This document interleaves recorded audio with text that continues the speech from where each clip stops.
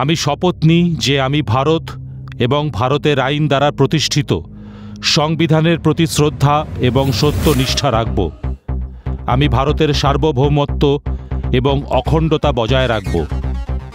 আমি আমার পদে দায়িত্ব পালন করব দেশপ্রেম, সততা এবং নিরপেক্ষতার সাথে এবং মানবাধিকারের প্রতি সংবেদনশীল থাকব। কিন্তু আমি পুলিশ বিভাগের সত্যতার সাথে সেবা করতে চাই।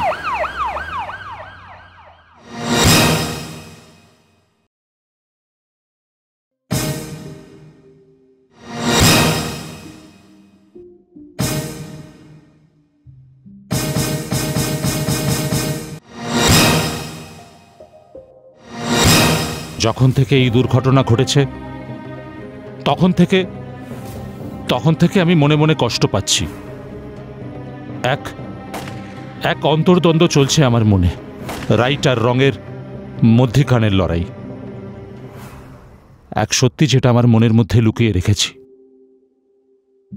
যেটা এখন বাইরে আসতে চাইছে। স্যার, হেমন্ত আর নুরাকে আর কেউ নয়, আমি খুন করেছি।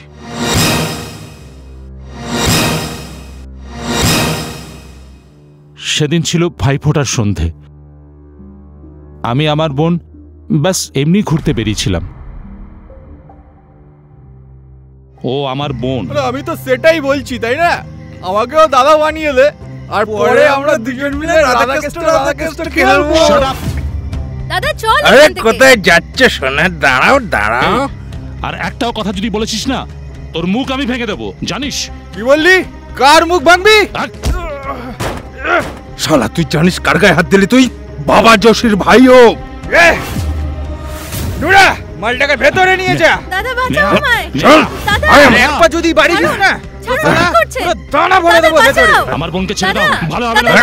নেহা, নেহা, যা নুরা, ভেতরে নিয়ে যা। দাদা বাঁচা।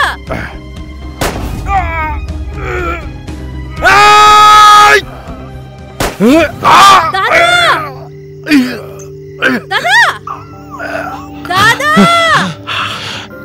চল এখান থেকে। চল, চল এখান থেকে।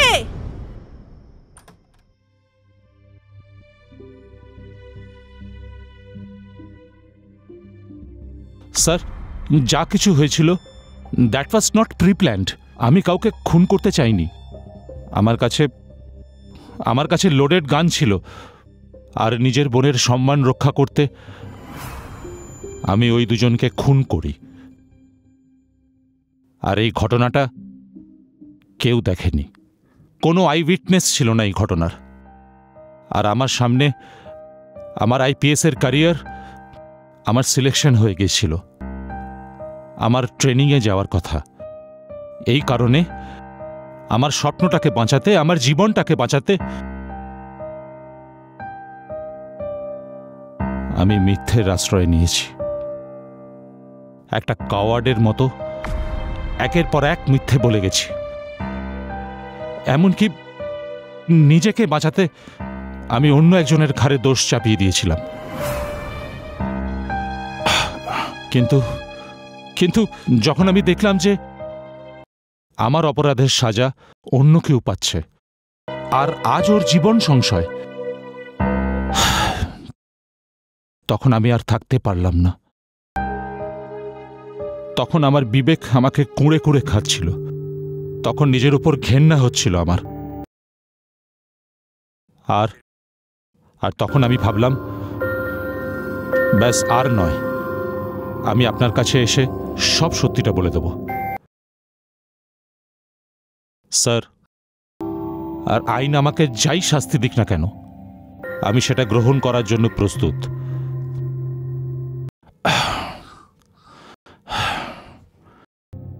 Now I am relaxed, sir.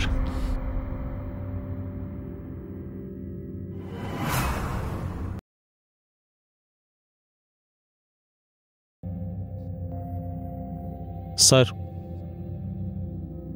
এটা evidence.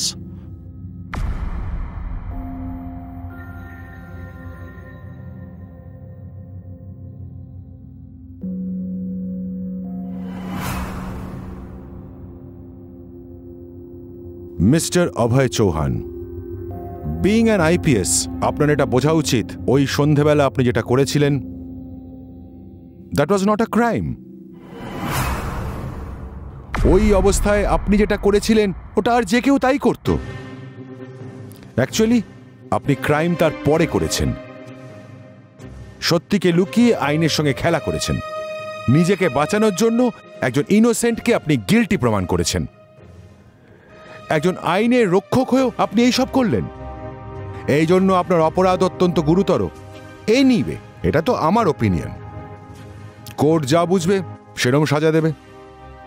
But I am very happy আপনি পুলিশ ডিপার্টমেন্টের নাক কাটা থেকে বাঁচিয়ে দিয়েছেন। মিস্টার অভয় চৌহান, আপনার মতো কর্তব্যপরায়ণ পুলিশের এই ডিপার্টমেন্টের খুব দরকার আছে।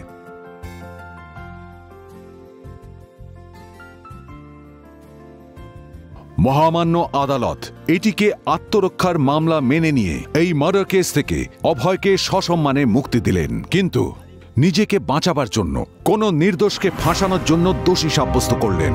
তবে হ্যাঁ, অভয় নিজের দোষ স্বীকার করেছিল। মহামান্য আদালত এই কেসটিকে স্পেশাল কেস হিসেবে ট্রিট করে অভয়ের শাস্তি খানিকটা কমিয়ে 2 বছরের সশ্রম কারাদণ্ড দেন। এই নেহা, হ্যাঁ বাবা। দেখো কে এসছে। আরে দাদা,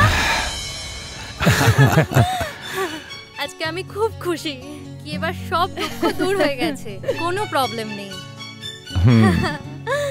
এই দেখো, তোমার উনি চলে এসছেন।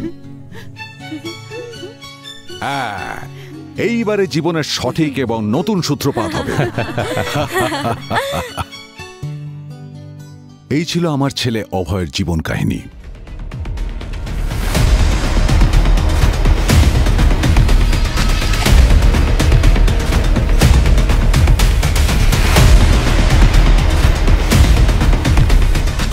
जय हिंद सर।